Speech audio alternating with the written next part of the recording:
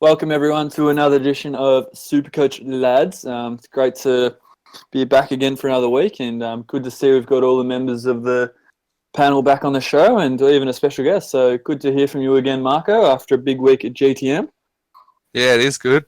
Back from being partying and being sick. Yeah, it's great to be back, boys. Fantastic. Good to see you again, Sluggy. Yeah, I'm keen to get back into this week and keen to have our special guest on, Les. Introduce yourself, mate. Thanks. Yeah, thanks for having me, boys. Les. I'm a cousin of Butters, and easily the better Supercoach player. So he's finally got me on to show everyone how it's done. I think. Good to hear from you, big fella. Another very interesting week. I struggled very much so on the weekend. Only hit 1920, and hit that, and gone pushed out to 58k now, which isn't very good. Really good to see Jeremy Howe's been pushed back to that intercept marking position. It's fantastic because he's getting all them points now. He's not being a lockdown defender like he was.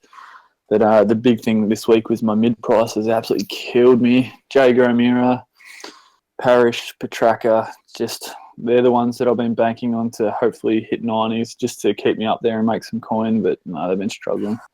So another disappointing week, unfortunately. But can't win them all.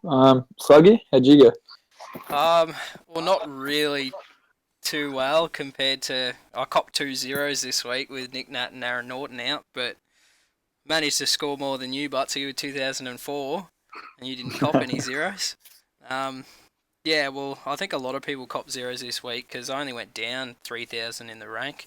So, yeah, that was something I won't have to worry about next week now that Nick Nat will be back and Aaron Norton will be out of my side. Got to be happy with, as you said, Howe. He's just been killing it the past 3 weeks with 149, which he got against Richmond, and he was under 100 at half time, and 92 last week and 123 this one. So, yeah, he's been pretty good and been pretty happy with Danger getting a 137 and Oliver getting a 143. Come through. Yeah, well, he's only got under 100 once. He just hasn't had those big scores that we all know he's used to hitting. Yeah, Oliver's been great for me though. Hit another high score for me with 143. And probably the only issue is, some of those primos we got that aren't performing because of copping tags like Dusty and Tom Mitchell. And then even in a few weeks, Kelly might even be more high priced than Dusty. Tim Kelly could eventually be more costly than Dusty because Dusty's only sitting on 519k at the minute. You'll definitely be looking to bring him into your side in the next couple of weeks. Yeah, so that's my week. I'd like to hear how yours went, Marco. Oh, my week sounded as bad as yours, boys. Only got 2014 this week. Sitting at 40k on the dot in the rankings. That's not great. My goods this week, like Butler said, was Howe. Howe looked good in his intercept mark roll again that he was known for last year. Fisk also was good with a 98. That popped up out of nowhere, which is good. And Stephen Martin just keeps rolling on, ticking over those tons, which is brilliant for me sitting in the ruck.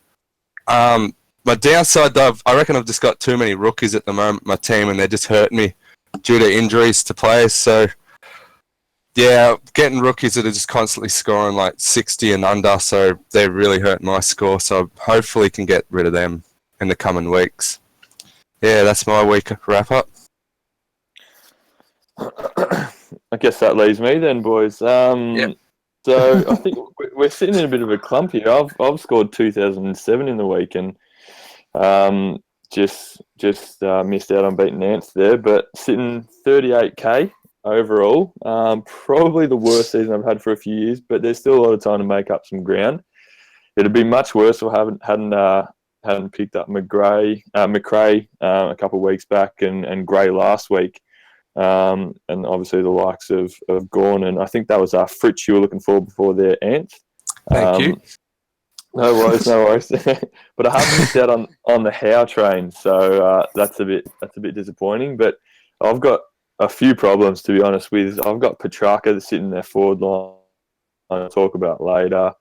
And then a bunch of backline mid prices that I just don't know how to move on. So a few things to work on, but still a lot of time, which is good.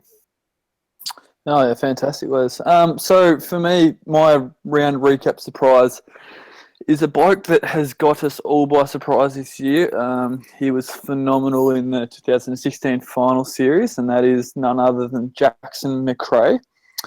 And I would thought he would. I'm not too surprised that he's doing well, but this is unreal. Like a bloke, I think he can definitely win the Brownlow medal now, and no one would have picked that in their wildest dreams at the start of the season. And the way he's going, teams aren't tagging him either. He's averaging 34 possessions. He's third in the league for possessions. A lot of them would be outside. But yeah, paying $15 to win the Brownlow, and it's just something that I've really been surprised with because he's just sort of no fuss, just gets the job done. Like Western Bulldogs, they're not really relevant this year. No one really cares about them. And he's just going out there and dominating each week. So he's my real big surprise because I thought he would already be settled down by now, but just keeps going from strength to strength. And I'm pretty sure he hit a 150 on the weekend. So if you've got him and you picked him up in the last month, congrats, because his price is absolutely ballooned this week. So Marco, what's your round recap surprise? Sorry, I've always had myself muted. I was coughing. Yeah, my round recap surprise definitely is the tribunal system at the moment that the AFL is dishing up. They thought that they would have corrected the issue with bringing in a MRO instead of having an actual tribunal panel. I think that's just turned into a farce at the moment. They can't get it right. What's his name, boys? The No bloke that idea. runs it. Anyway, yeah, I don't know himself. Michael Christian. Yeah, that's it, Michael Christian. Yeah, he's definitely running it like the wrong way. He's so inconsistent with his decisions. You look at the one with Nick Nat and that tackle, brilliant tackle. You see that tackle week in, week out with a lot of players. He's done it twice this year, one against Sydney and one against Geelong. Nothing wrong with those ones. And the second he does it to a smaller player against Carlton, against Jed Lamb, that's Jed Lamb, right? No, it was Port Adelaide. It was against Amon. Yeah. Oh, Amon, sorry, you're right. Amon, yeah, just drilled him into the deck like he's done with those other two tackles and get suspended for a week, come out of nowhere, no one saw it coming. I think it's an absolute joke. And then also with the Hawkins and the Kerwin brothers, sorry. Yeah, so Hawkins gets a week for touching an umpire by brushing off his hand. It was a bit aggressive, you could see it, but there wasn't much in it. Just brush his hand aside. And it's a known rule that you can't touch an umpire. Get suspended for a week. And then the Kerno brothers do the exact same thing 2 weeks later, and they both get off. Same with Sam May, although they do say that Sam Mays was instructing the umpire on what had happened. But yeah, still, to get only $1,000 fines for the Kerno brothers, the Kerno brothers, and then to have the AFL say, hold up, we need to do this again, and they put an appeal to put them back to the tribunal. I think it's just an absolute farce. What do you boys think? Well, I know, I agree completely, especially with that Stephen May one. He was just instructing what he did, and that was not, it wasn't, what do you call it? He didn't, mean to touch the umpire, and that's the whole point. Intentional. Yeah, intentional, that was the word I was looking for. The intentional one sends you to tribunal, and you will cop a week for it, where if you accidentally touch the umpire, like if you accidentally knock into him during play, you generally cop a fine. And those Kerno brothers, they both look like they meant to touch the umpire. So I can't understand why one player can get rubbed out 2 weeks before, and then two of them getting off the next 2 weeks. I guess that's why they're taking it back, because they don't believe it's the right call, the AFL, and it'll be interesting to see what their decision is. Yeah, I reckon. Well, The Hawkins one did look. It looked very. It looked like there was a bit of a menace in it. Like he wanted the umpire to It get away definitely from Yeah, him. the push away With the the hand. with the with the Kurnow brothers, they definitely touched him. But it was more of like a glancing thing. But I think the umpire of the AFL have definitely come in and said that they don't want their umpires to be touched at all. So I guess they want a more consistent platform. Just maybe if you do touch the umpire, if it is intentional, no matter if it's a glancing ball or whatever, just maybe it has to be an automatic week so everyone's a bit more consistent with it. Yeah. Also, I'll bring up too, what about the Tom Mitchell and Goldstein situation, boys? Do you reckon he should have got a week for that? The elbow to the back of the head? No, light contact. It's something that AFL, though, has been saying that they want to take out of the game. But that's what my opinion is. I reckon he should have got a week. They should have just made an example of it and said, look, we don't want this in the game. Because he even jumped up and hit him in the back of the head with the elbow. It's a Brownlow medal shot, so they're not Yeah, going to do it. he was. Yeah. But they did that with Dangerfield last year to make an example out of that sling tackle. So Yeah, they could have done the same thing, but they didn't. Yeah, so Sluggy, what's your round recap surprise? well, mine is, unfortunately, we all missed out on this guy. I don't know about Les, though, if you picked up this fella, but that would be Ben Ronk, or how others might call him, Ben Ronky. Yeah, that was a good pick for you. I don't know if that performance will keep up, but yeah, it was some kind of game to watch Friday night. Really enjoyed watching that game. Every time he had the ball, it looked like he was going to kick a goal. Like, he kicked 4 goals in the first quarter. He kicked the only goals for Sydney in the quarter. Yeah, he ended up on 7, and he was the first player to ever kick 7 goals and have 10 tackles. And he really excels on his forward pressure. And unfortunately, most people probably brought in Spargo, and watching that game, you're like, shit, he's going off. He's just killing it. But the funny thing is, back in his NEFL career, like before he was drafted, or before he was playing in senior footy, he was only averaging 1 goal 1, and the highest amount of goals he ever kicked in the NEFL was 3. So he's not exactly going to keep up with those kind of numbers, and they'll definitely drop out soon. But when he was you go, Les. Well, as a Hawthorn supporter, I went to the game on Friday night, and I was very split watching that game. I'm like, oh yes, I got this gun in my side because I'd picked up Spargo after the first week, and then it meant that I picked up Ronk after his second week. But he absolutely tore us to shreds in a third gamer. So on one hand, it was a good thing. On the other hand, it was very painful to watch. Definitely. No, I bet you'd rather that not happen than you saw losing to Cop. Yeah. There was also one other thing I'll mention, something that you might know, Marco. But in 2016, before the draft, he qualified for the Bombers Next Generation Academy program, which was to enhance multiculturalism and like Indigenous prospects into the system, because his mother was from South Africa. So if he wasn't selected in the rookie draft, Essendon would have had first rights to basically pick him up. So a bit unlucky that he missed out on a good one there. Yeah, but basically unlucky that he got selected. I think he was picked 16th by Sydney. So yeah, It'd be better than the whole Essendon forward line at the moment. Yeah, we should go into Essendon too early on, I reckon. But yeah, that was my recap surprise. It was phenomenal watching that game Friday night. Yeah. Les, what's your surprise for the week? Well, I had a couple. Probably the biggest one for me, and probably the most exciting game of the round, was seeing Port get up in the showdown. We kind of know that anything can go in those showdowns, but I thought that Adelaide would kind of come out and flex their muscle and show why they're a top 4 side, and letting Port get back into that game late, it was very surprising. But you'd probably know more about that, Butters. You guys were about to go into the Adelaide League there in Eden Hope, so you probably had your ear to the ground. Was anyone expecting it up? Was anyone expecting it over there? Fun fact: half an hour away is the place called Narracourt, and a lot of our my mates go there to the pub there, and Ollie Wines actually owns it. Oh, yeah. So he comes down sometimes to promote himself and promote the pub. So it's been interesting. Just saying, boys, I did tip Port. Oh, see, no, completely Tip missed Port. that one.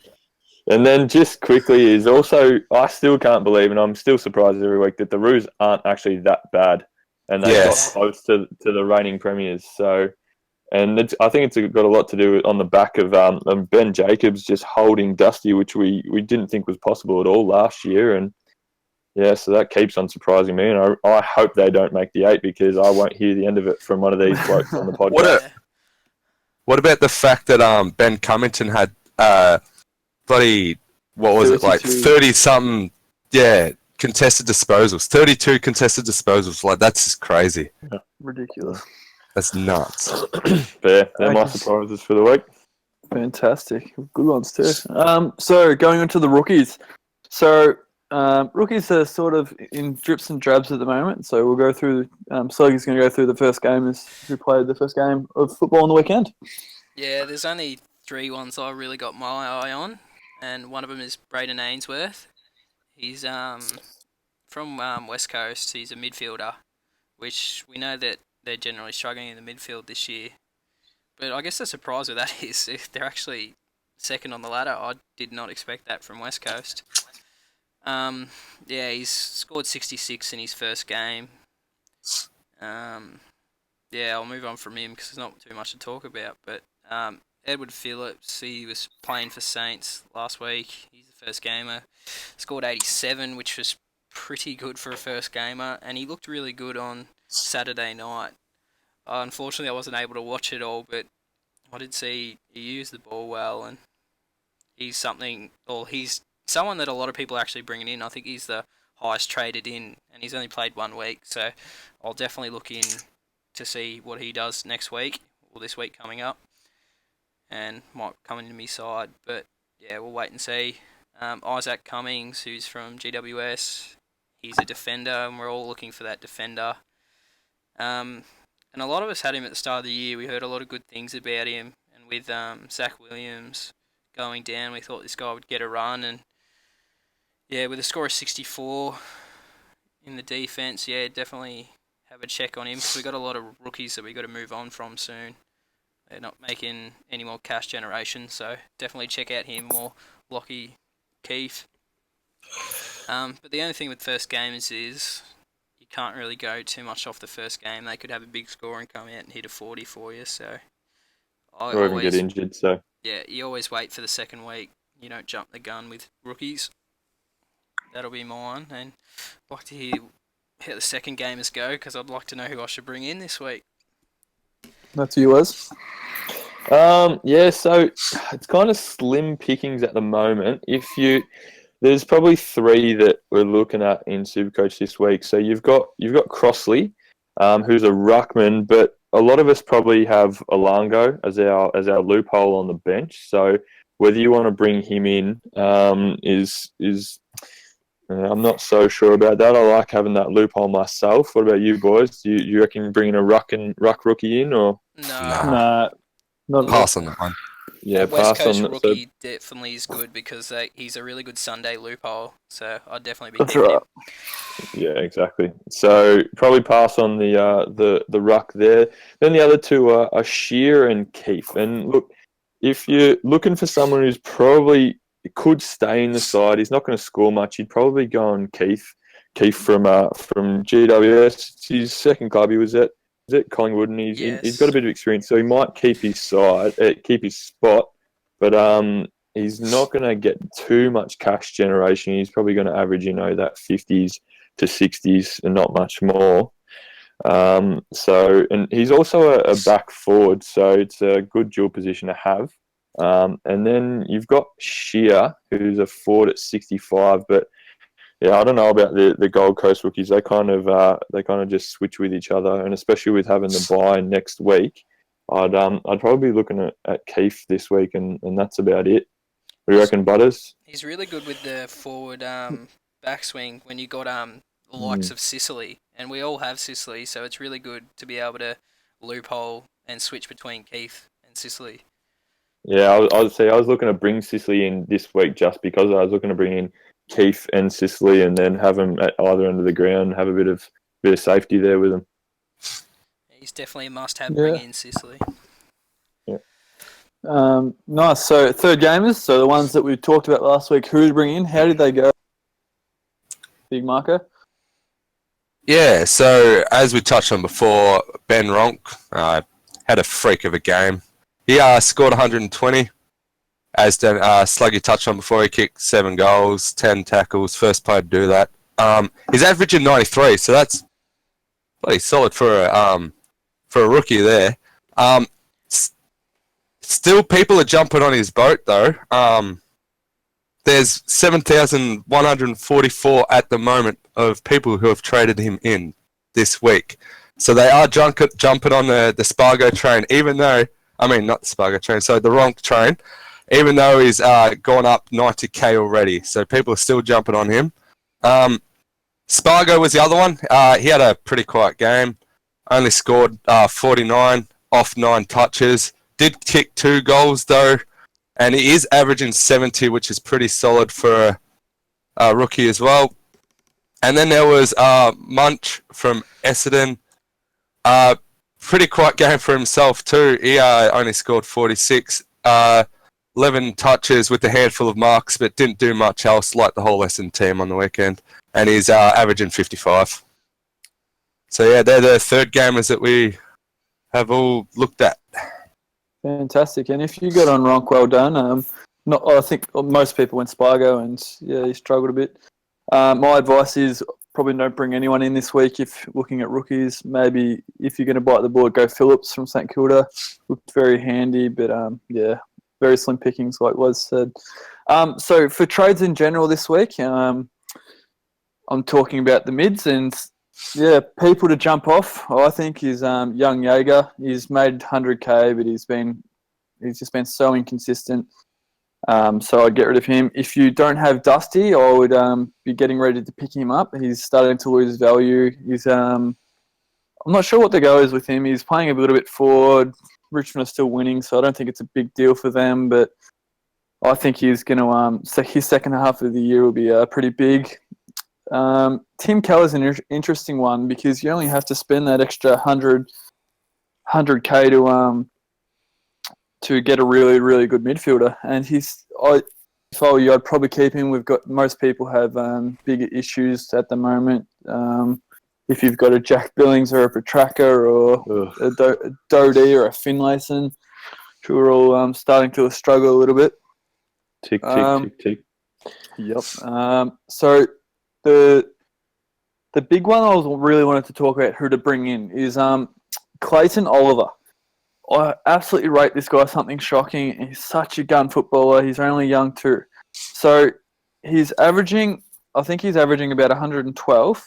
So he's not going, 116, not doing too bad. But there was one game against North Melbourne where the best tagger in the game, Benny Jacobs, clamped him down to 75. Outside of that game, he's averaging 123. So you're pretty much going to be getting that 123 from him every week. And he's got the ability to either hit 110 or 140. So he's a really good option if you don't really have that vice captaincy like spots nailed down, which I probably don't at the moment. So if I was to bring any midfielder in at the moment, it would definitely be Clayton Oliver. So that's my advice. What about you, Sluggy, on the backs? Yeah, well, we all know the ones that we got to trade out, and that's basically because the cash generation is going. So I'm getting rid of one this week, which is Aaron Norton. If you got him, probably get rid of him. He's not going to make you too much more cash, and plus he's out for a couple of weeks. So a lot of people are moving on him, 11,000. So yeah, I'd get rid of him this week, and then look to get rid of Tom Doty, who's got a break even of 90, which is really high, and Finlayson, who's got a break even at 85. So all these blokes, they've kind of maxed out on their cash. So definitely look to get rid of them and upgrade to someone that I'm bringing in this weekend, who is a guy that I'll talk about, which is Elliot Yeo. Had to refrain myself from saying Yeo, because the boys will give me shit for that. Yeah. Classic slug. Yeah. Henley. He's had a phenomenal year. It was just that one game, and we all know that game where he hit a 27. But everything else, besides one, has been over 100 plus. and one was a 150, and 3 of them were 110 plus. Yeah, he's going to be in the top 5 defenders by the end of the year, guarantee. He hasn't been going up and down as like he did last year, but yeah, definitely bring him in sometime soon. A lot of people are jumping on him this week, and I'm one of them myself. He's getting a lot more midfield time, so he'll definitely score for you. And the way West Coast are going, yeah, jump on him. Just go back to Aaron Norton. Would it be just worth keeping him on your bench for the next 2 weeks, considering he's injured and his price isn't going to move? Yeah, I was thinking the same thing. Yeah, Got I'm literally just I was thinking that as you were talking, Slug. I reckon just hold him for now until he gets back in the side if he does. No, I'd rather just bring in a primo. I understand what you guys are saying, but when you got the chance, when you got the cash there, I'd rather have a guy that's going to be at the top and just bring him in now. Yeah, fair call. Alright, so I guess I'm talking about the forwards now then, boys? Yep. Yeah, so my trade outs this week, so don't even say anything about this bloke, but Billings, why do you still have him in your team? That's all I say about him. Stephenson, B of 63, and he's only reached that 3 times, and he's already starting to drop in cash, so might be worth moving him on. Petrarca also is probably one that you would touch on and moving on as well. His B is 132, and he's struggled recently with the score of 40 and 49. My big trade in this week for the forward line, I reckon, is Toby McLean. He is actually gunning it at the moment. He's averaging 111, only 2 scores under 100, which are 72 and 91. Every score else, other than that, has been above 100.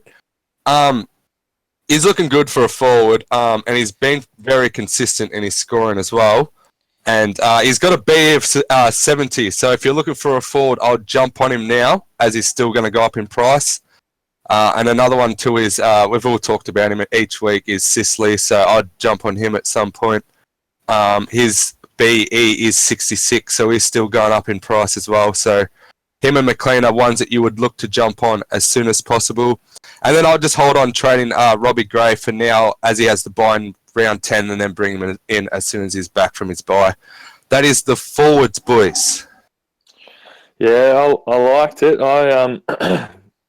I feel like with McLean, it's a weird year in SuperCoach where these rolled gold premiums that we're used to scoring aren't doing as well as we're used to. So we're having a look at these guys like McLean, and I still can't trust him like that. But I guess I have to kind of look at these other options, because I've gone, in the rucks, which I'll talk about now, I've gone Gawn and Goldstein, and Goldstein is absolutely bleeding me points every week, and I'm sick of it. And so I'm having to look at other options. So I've got a couple of names here. Like, obviously, if you don't have Grundy, then that's probably one to go to get. But if you don't have him, then Sinclair is a really interesting one from Sydney, who is actually becoming quite a popular player and quite a good ruckman this year.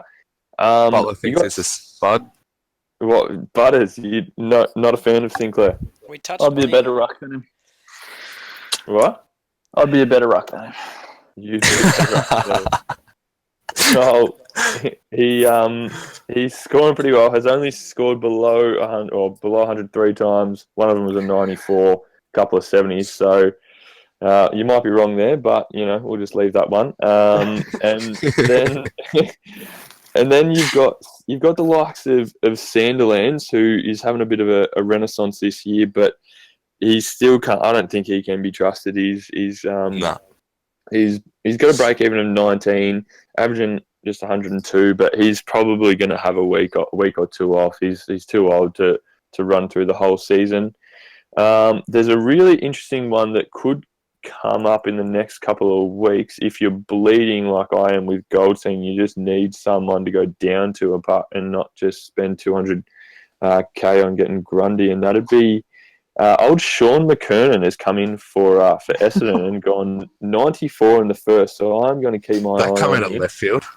Yep, I know. He might be a band-aid though for a few of us out there who who are bleeding. Otherwise, yeah, look, try and get the cash for Grundy. You could also go, Sinclair or even Martin, and they're the ones that are averaging just above 100. The likes of Goldie and Cruiser are the ones you'd probably go down there for. And then there's also going to be, along with McKern, there's Ryder, who's just come back in the team. He's got a break even of 140. If you watch him to go down a little bit, he could be a good one to get in the next couple of weeks too. That's the ruck's done for you there, Butters. Thanks, young fella. So obviously my segment's back on now. Butsy's Captain's Corner. I know we tune in each week. Forgot about what I called last week, but I can't really remember. Can you guys remember? You did 5. No, I think it was gone again. It was gone again. I reckon it might have been gone. Good pick. So there's a bit of sarcasm there, but thanks, guys. Anyway,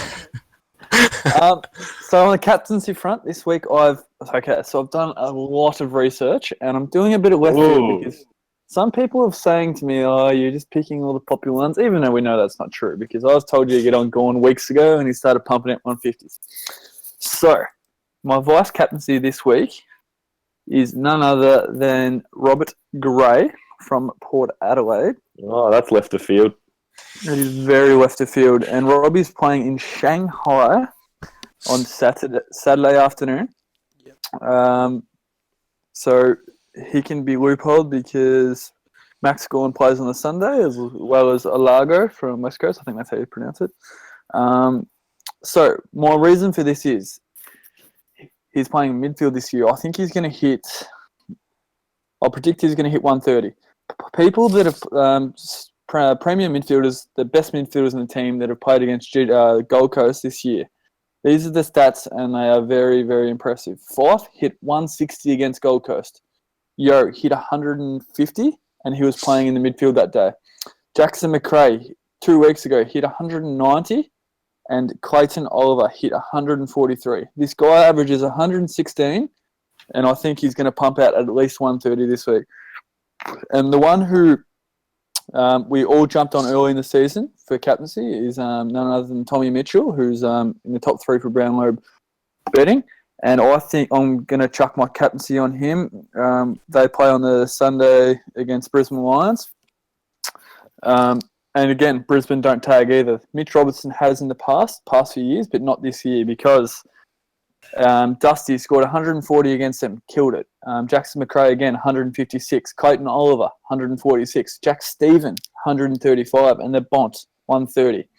So these are 1, 2, 3, 4. That's 5 players in 8 games of football that have scored over 130 points. And Tommy Mitchell, I'm thinking he's going to score 150 this week, and I'm going to put the captaincy on him. What are your thoughts, Slug? Loved your research on that one, Butsy. Sounded all pretty good. Shame I don't have Robbie Thanks, Gray. That's why it's his segment.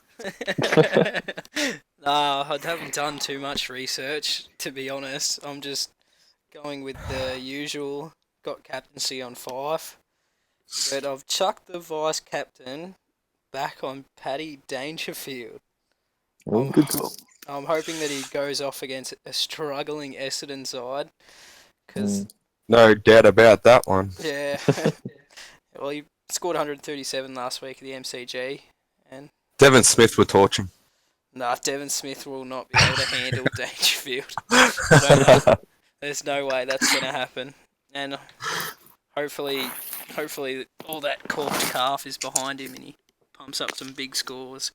And definitely look at getting him in the next couple of weeks. I know he hasn't been having the influence that he's been having like he did last year, but he's only gone under 100 once and he's sitting at 600k at the minute, so definitely have a look out for his scores in the next 2 weeks to make sure you can bring him in.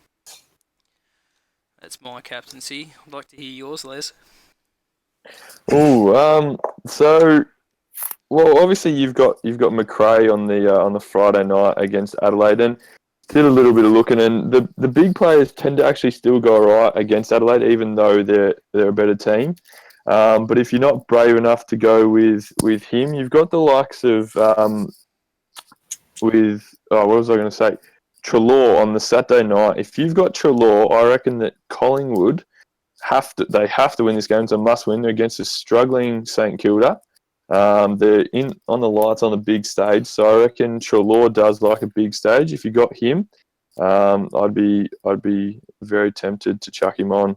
Otherwise, yeah, with the usuals. But he's just made me put the VC on Gray with his plethora of research there, and probably Tommy Mitchell on the Sunday is looking good again. What about you there, Marco? Yeah, so I reckon this week my vice captain is going to go on Stephen Caniglio. I reckon he's going to... I'll see how he goes against old North Melbourne and hopefully he avoids the Ben Jacobs tag, but he's doing all right. I'm going to back him in this week and I'm going to drop it on him. Might take a punt with it. Maybe at the last minute, though, change that idea and put it on Fife, but I'm going to sit with Caniglio at the moment. And I'm actually going to put my captain on this week, James Sicily. I reckon he's going to go off on against Brisbane. He's going to get all those intercept marks down back, and yeah, I reckon he's going to torch up Brisbane's forward line. So I'm going to put my captain on Sicily, and we'll see how we go with that one, boys. Very interesting picks, Marco. Very. Yep. I like Caniglio. I don't think. Not a I big think, fan of the I think Caniglio one. Who do you reckon he Jacobs pumps is out going to the go big to? numbers. No, it's nothing I about. reckon- I don't think he pumps up more than 130. Caniglio I on a think. weekly basis. Yeah. I think Jacobs will take Dylan Shield if he's playing. Yeah, so that's why I reckon Caniglio. I reckon he'll go off. Oh, and based on Butler's advice too, I reckon I could put the advice on Ollie Wines. Maybe Ollie Wines might go off against Gold Coast Butler, not Robbie Gray. Maybe. After having a few frothies at the Narrow Court pub. Exactly right. Bloody hell. So, on the bubble, quickly, who have we got? Toby McLean. That's my pick. Touched on him before. Yeah, that's mine on the bubble. The thing about Toby Clean, when you mentioned that, he's had those two scores under 100 and then those others were 100 plus. We all heard it, Butler. We all heard it. Toby who? Toby Clean. Toby McLean. Clean. Does he clean floors, does he? Toby McLean. Oh, whatever. I know what you're talking about. Whatever, boys. Yeah, no, we're not the same. Those 100 plus scores, they were all over 110 plus. So those two scores under 100, all those other scores were over 110 plus. And there was only two under 115. So yeah, and his price is meant to spike. His B is meant to go up a lot. So yeah, I'd jump on him. He's on the bubble. That's my pick. I still reckon I'm going to get Sicily in this week. I've missed him the last couple of weeks. His break even's still 66, so he's on the bubble for me this week, boys. I think I've got to get him in. Yeah, good call. Okay, so we have a new topic, and we sort of half started it last week, but we didn't really introduce it that well. It's called the Minute of Madness, and we've all come up with some interesting questions. Could be footy related, could not be. We don't know. It's on Marco, and he's got to give us a quick yes or no answer. And if we stop the time and he wants to explain it, he can. Not all of them are yes or no questions, Butters. Oh, it's got to be a quick. Very quick answers. Quick answer, yeah. Okay, so we'll start with Sluggy. Ready, set, go. All right, Marco. Brownlow pick. 5. Do you flex in the mirror before you shower? Every time, yep. Chances of you going out Friday and Saturday night this week? I think it'll just be the Friday, boys. I want to know your best looking player in the AFL. Scotty Penderbury, man crush. Les? Who's your pick for the premiership this year? The Tigers, yeah. Supercoach Player of the Year. Oh, Gorney. Gorney, yeah. And how long does it take you to do your hair each morning? It's 10 minutes plus sometimes. You got to warm the straightener up as well, don't you? Nah, it's just a lot of hair wax and rubbing it with the towel, mate. Rubbing what with the towel? My hair. Let's not get dirty now, boys. Okay, I've got, who would you rather have dinner with, Bolchi, and Amity Affliction, or Joe Danaher and Sluggy? Yeah, no, the amateur affliction and bulge. What do you earn per year after tax? I wouldn't have a clue. I haven't looked into that, mate. Did you say, was this a quote from yours saying you're getting worried that you're getting too big for the gym? True or false? Yes, that is true. But that quote's gone out the door because I'm already past that point, boys. Last question. Do you work at a gym and a pool because of the woman? The free membership, is that your question? Yes, then it is, yep. Okay. Boys, I had a ripper night tonight. It was good to have a special guest on. So thanks, Les, for coming in. Thanks for having me, boys. Might see you in a couple of weeks if you need me. Yeah, I'd love to have you back. Cheers, Les. Cheers, boys. Eden up Apsley have the bye this weekend. So don't have to worry about footy at the moment. But we've won 4 on the trot, so we're going really well. North Melbourne are playing in Hobart, and we should knock off GWS pretty comfortably. What about you, Slug? Yeah, I tipped GWS, so no, I didn't actually. I tipped the fucking Kangaroos. Yeah, looking forward to round 9. Hopefully, I have a better week. Yeah. I'm going against North Melbourne, mate. Can't trust them still. Yeah, no, it was a good night, boys. Essendon going to get spanked on the weekend, so I don't even need to talk about that. Yeah, I'll just drink my sorrows away. On the Friday. Yeah. No worries, boys. Thanks for tuning in. Had a great night. Cheers. Cheers, boys.